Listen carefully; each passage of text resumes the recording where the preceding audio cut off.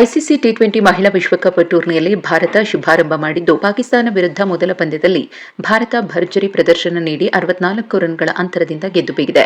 Toss ಗೆದ್ದು ಮೊದಲು batting ಮಾಡಿದ ಟೀಂ ಇಂಡಿಯಾ 20 ಓವರ್ಗಳಲ್ಲಿ 170 ರನ್ ಗಳಿಸಿತು. ಎದುರಾಳಿ ತಂಡಕ್ಕೆ 171 ರನ್ ಟಾರ್ಗೆಟ್ ಕೊಟ್ಟಿತು. ಈ ಗುರಿ ಬೆನ್ನತ್ತಿದ ಪಾಕಿಸ್ತಾನ ಭಾರತದ ಬೌಲಿಂಗ್ ದಾಳಿಗೆ ಮಕಾಡೆ ಮಲಗಿತು. ಕೇವಲ 106 ರನ್ಗಳಿಗೆ ತನ್ನೆಲ್ಲ ವಿಕೆಟ್ ಕಳೆದುಕೊಂಡು ಆಲ್ಔಟ್ ಆಯಿತು. ಈ ಮೂಲಕ ಮೊದಲ ಪಂದ್ಯದಲ್ಲಿ 64 ರನ್ಗಳ ಅದ್ಭುತ ಗೆಲುವು ಸಾಧಿಸಿದ ಭಾರತ ಮಹಿಳಾ ತಂಡಕ್ಕೆ ಶುಭಾಶಯಗಳ ಮಹಾಪೂರವೇ ಹರಿದು ಬರ್ತಿದೆ. ಭಾರತದ ದೀಪ್ತಿ ಶರ್ಮಾ, ಶ್ರೀಚರ್ನಿ ಹಾಗೂ ಶೆಫಾಲಿ ವರ್ಮಾ ದಾಳಿಗೆ ಪಾಕಿಸ್ತಾನ ತತ್ತರಿಸಿ ಹೋಯಿತು. ಭಾರತದ ಬೌಲಿಂಗ್ ದಾಳಿಯಲ್ಲಿ ದೀಪ್ತಿ ಶರ್ಮಾ ಅತ್ಯುತ್ತಮ ಪ್ರದರ್ಶನ ನೀಡಿದ್ರು. ಅದ್ಭುತ ಬೌಲಿಂಗ್ನಿಂದ 5 ವಿಕೆಟ್ಗಳನ್ನು ಪಡೆದು ಪಂದ್ಯದ ಗೆಲುವಿನಲ್ಲಿ ಪ್ರಮುಖ ಪಾತ್ರ ವಹಿಸಿದ್ರು. ಇನ್ನು ಶ್ರೀಚರ್ನಿ 3 ವಿಕೆಟ್ ಅನ್ನು ಪಡೆದರೆ ಶೆಫಾಲಿ 1 ವಿಕೆಟ್ ಪಡೆದ್ರು.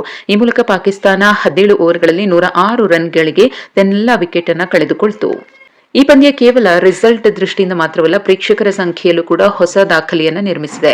ಪಂದ್ಯವನ್ನು ವೀಕ್ಷಿಸಲು ಒಟ್ಟು 18,814 ಮಂದಿ ಸ್ಟೇಡಿಯಂಗೆ ಆಗಮಿಸಿದ್ದು, ಇದು ಮಹಿಳಾ ಟಿ20 ವಿಶ್ವಕಪ್ ಗುಂಪು ಹಂತದ ಪಂದ್ಯವೊಂದರಲ್ಲಿ ದಾಖಲಾಗಿರುವ ಅತ್ಯಧಿಕ ಹಾಜರಾತಿಯಾಗಿದೆ. 15,935 ಮಂದಿ ಪ್ರೇಕ್ಷಕರು ಹಿಂದಿನ ದಾಖಲೆಯಾಗಿತ್ತು. ಇದೀಗ ಆ ರೆಕಾರ್ಡ್ ಅನ್ನು ಭಾರತ ಪಾಕಿಸ್ತಾನದ ಈ ಪಂದ್ಯ ಬ್ರೇಕ್ ಮಾಡಿದೆ. ಇನ್ನು ಭಾರತ ಮತ್ತು ಪಾಕಿಸ್ತಾನದ ಮ್ಯಾಚ್ ಅಂದ್ರೆ ಅದು ಯಾವ ಲೆವೆಲ್ಗೆ ಎಕ್ಸ್ಪೆಕ್ಟೇಷನ್ ಇರುತ್ತೆ ಅನ್ನೋದು ನಮ್ಮೆಲ್ಲರಿಗೂ ಗೊತ್ತು. ಅದು ಪುರುಷರದ್ದೇ ಆಗಿರಲಿ, ಮಹಿಳೆಯರ ಪಂದ್ಯವೇ ಆಗಿರಲಿ. ಈಗ ಮಹಿಳೆಯರ ಪಂದ್ಯಕ್ಕೂ ಕೂಡ ಅಷ್ಟೇ ಇಂಪಾರ್ಟೆನ್ಸ್ ಸಿಗ್ತಾ ಇರುವುದು, ಅಂದ್ರೆ ಜನಪ್ರಿಯತೆ ಸಿಗ್ತಾ ಇರುವುದು ನಿಜಕ್ಕೂ ಕೂಡ ಉತ್ತಮ ಬೆಳವಣಿಗೆ. ಇದೇ ಒಂದು ಬೆಳವಣಿಗೆ ಅಥವಾ ಆಟಗಾರ್ತಿಯರಿಗೆ ಸಿಗುವಂತಹ ಈ ಒಂದು ಪ್ರೋತ್ಸಾಹ ಆಟಗಾರ್ತಿಯರಲ್ಲೂ ಹೊಸ ಉತ್ಸಾಹವನ್ನು ತುಂಬಿದ್ದು, ಮಹಿಳಾ ಕ್ರಿಕೆಟ್ನ ಭವಿಷ್ಯ ಇನ್ನಷ್ಟು ಪ್ರಕಾಶಮಾನವಾಗಲಿದೆ ಎಂಬ ವಿಶ್ವಾಸ ವ್ಯಕ್ತವಾಗ್ತಿದೆ.